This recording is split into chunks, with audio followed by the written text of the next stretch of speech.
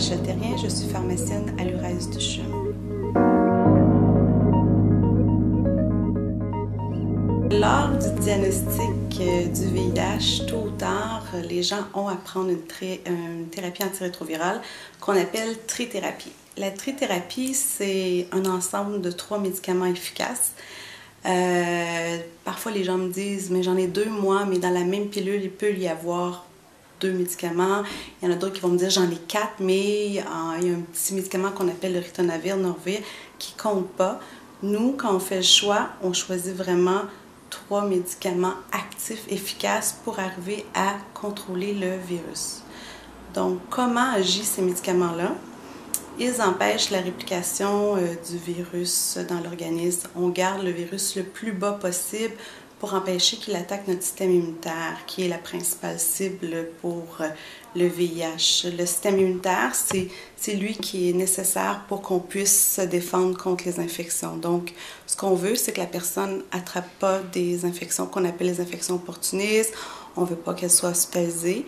Mais également, même avant d'avoir des infections, parfois on est fatigué, le virus se réplique, on est fatigué, on perd du poids et de débuter une thérapie, ça permet d'être plus en forme, d'avoir une meilleure qualité de vie. Donc, la raison pourquoi on prend les médicaments, comment ils agissent, c'est vraiment d'empêcher la progression du virus puis de garder le système immunitaire en santé.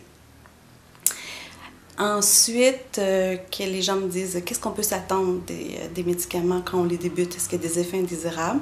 Ça va vraiment dépendre d'un individu à l'autre. Il y a des individus qui prennent les médicaments, ils n'ont aucun effet indésirable. Il y en a d'autres qui vont manifester des effets, surtout en début de traitement, quand le corps s'habitue aux médicaments.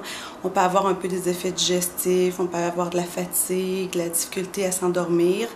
Ça va dépendre aussi des régimes qu'on va choisir, les médicaments. Il y en a, par exemple, qui peuvent causer des éruptions sur la peau, ce qu'on appelle des rash. Donc, ce qui est important, c'est de persévérer, puis de parler aux professionnels de la santé, de leur dire « j'ai ci, j'ai ça », puis il y a des symptômes qui vous incommodent, on va vous donner des trucs, surtout pour les effets indésirables en début de traitement. L'éruption, il faut toujours le dire, et puis on va vous assister à ce moment-là.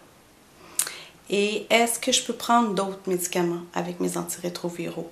En fait, la majorité des antirétroviraux passent par le foie, puis beaucoup d'autres médicaments qui sont prescrits passent par le foie.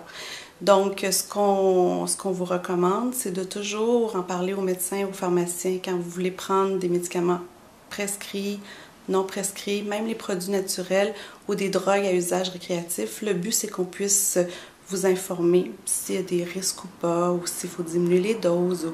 L'idée, c'est de ne pas cesser de prendre ces médicaments parce qu'on pense qu'il y a une interaction, mais c'est surtout de le dire pour qu'on puisse vous seconder dans les choix et les ajustements de doses si c'est nécessaire. Ensuite, est-ce qu'il faut les prendre de façon très régulière? Est-ce qu'il faut être vraiment très fidèle? À l'heure actuelle, encore, il faut prendre les médicaments le plus fidèlement possible. On parle de l'adhésion, ça veut dire prendre ces médicaments tous les jours, à la bonne heure et selon les consignes. Selon les consignes, ça veut dire avec ou sans nourriture, ou coucher, ou des choses comme ça. Donc, aussi d'être persévérant, c'est ce qui veut dire de les prendre sur une longue période.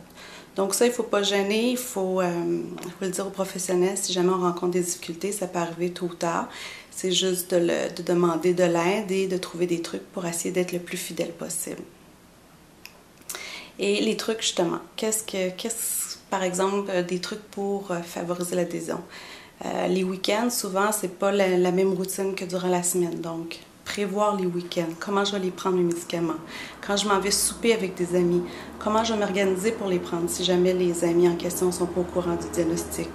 Quand je vais aller tous les mois renouveler ma prescription chez le pharmacien, je ne vais pas le faire à la dernière minute pour être sûr que le pharmacien a ma prescription en main, qu'il a eu le temps de les recommander.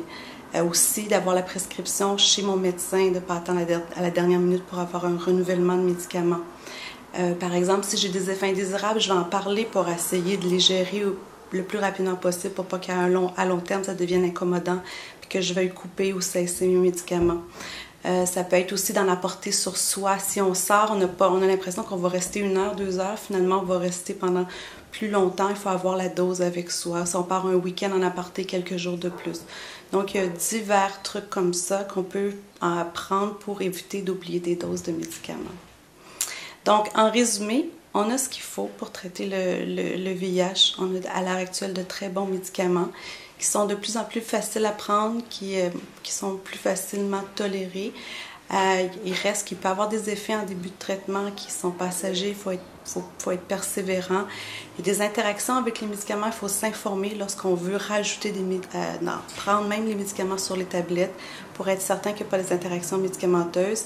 Et également, faut rester le plus fidèle possible, donc s'organiser pour trouver des trucs pour que ça devienne routinier dans notre vie, la prise de la médication.